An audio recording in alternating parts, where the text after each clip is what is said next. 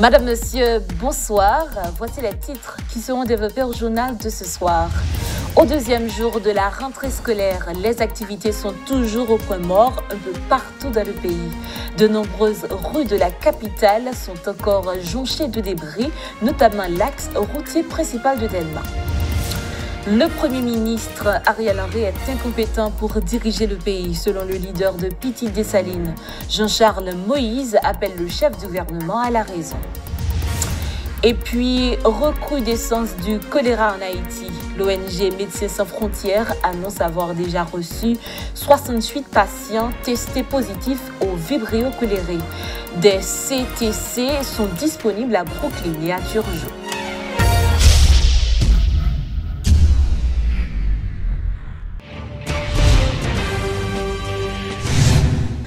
Comme on l'a dit en titre, alors que près de 4 millions d'enfants devraient reprendre le chemin de l'école depuis le lundi 3 octobre, suivant le nouveau calendrier du ministère de l'Éducation nationale, les rues sont vides. Les activités sont pratiquement paralysées dans de nombreux endroits du pays. Le contexte socio-économique et politique laisse plutôt place à des mouvements de protestation à Port-au-Prince et dans plusieurs villes de province. Si certaines routes sont bloquées de la commune de Delma, des groupuscules organisent des manifestations spontanées pour continuer d'exiger de meilleures conditions de vie ainsi que le départ du docteur Ariel Henry du pouvoir. Le leader de Petite Dessalines, Jean-Charles Moïse, appelle le Premier ministre Ariel Henry à cesser de faire la sourde oreille et à entendre les aspirations du peuple. Le chef du gouvernement doit prendre conscience de son incompétence, affirme l'ancien sénateur Jean-Charles Moïse. Automatiquement, le gouvernement ne fait pas vers l'avant. Il attendait le peuple. Nous-mêmes, nous avons réuni rapide. Nous avons dit, mais le gouvernement pose un acte ça, il a considéré comme un geste de bonne volonté. Mais nous n'avons pas même besoin d'imaginer ça.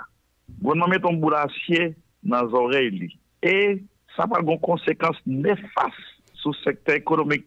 Nous te dit un bagage. Nous te dit, nous sommes responsables.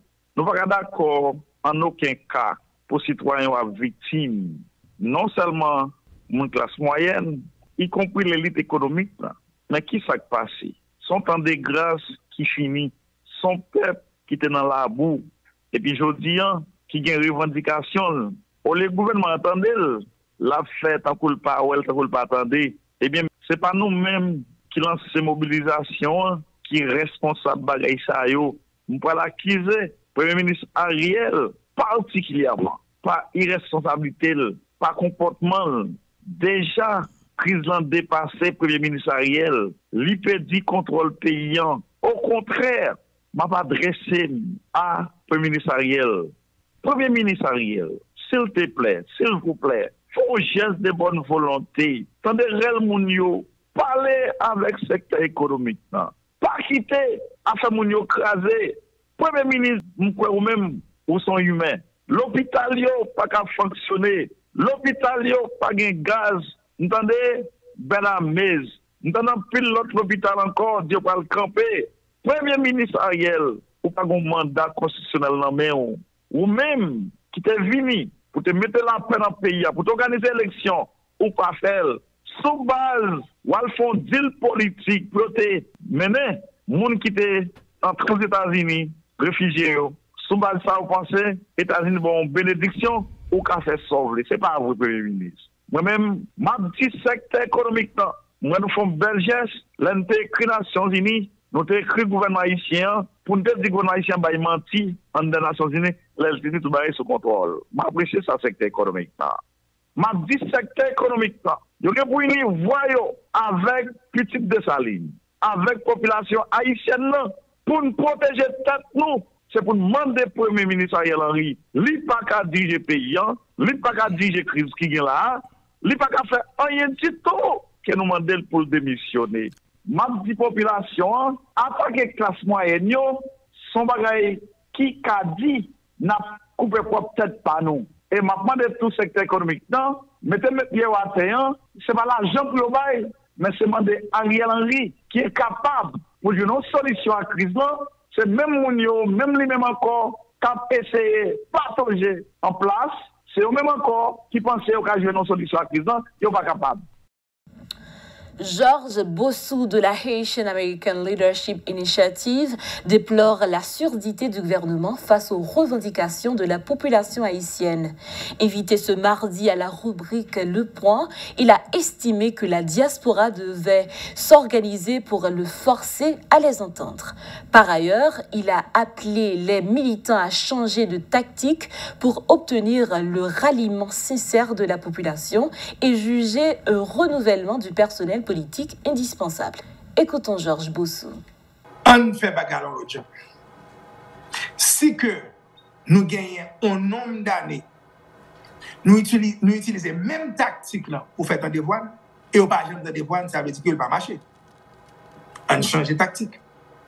Si que vous gagnez un groupe de monde qui dit, soit le voyez ou bien le crase ou bien le bouler, ou pensez que ça va faire autant de ou crase ou bouler, même si vous attendez, mais pas pas retourner même gens encore. Cela veut dire que si que nous voulons, il faut nous organiser nous différemment.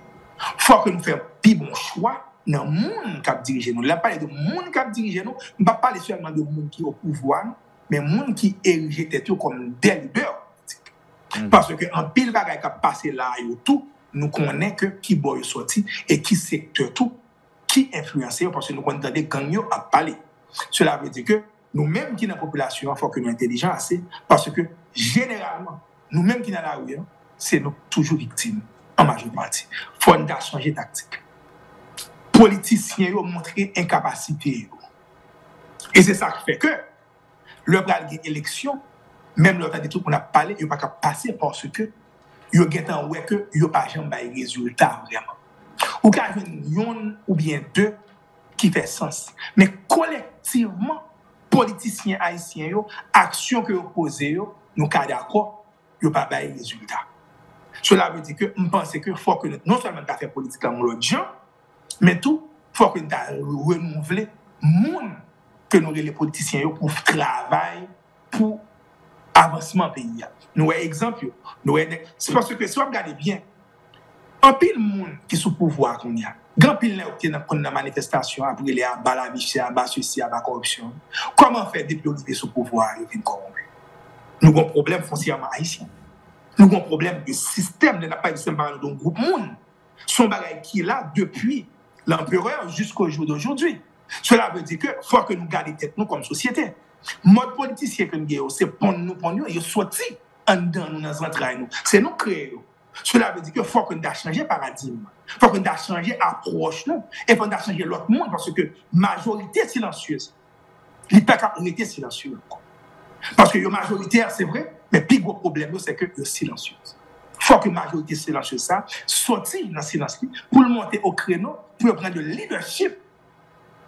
Pays ça, pour mener nous à bon port. Mais tout autant que nous quittons le vacuum ça, et nous restons dans peur, nous restons dans nonchalance, nous restons et quand on apprend des opportunistes, on prétend un gouvernement qui peut annoncer de job de fonctionnaire public, mais de conseiller, et puis pays a crasé dans nous, si vous regardez qu'on est nous tout à payer conséquences là, on a toujours gagné de mazette, on a toujours gagné même monde ça, qui a fait même travail ça, qui a toujours été dans l'état que nous y a. Il faut que nous prenions conscience, surtout majorité silencieuse, pour faire quelque chose et pour dire quelque chose.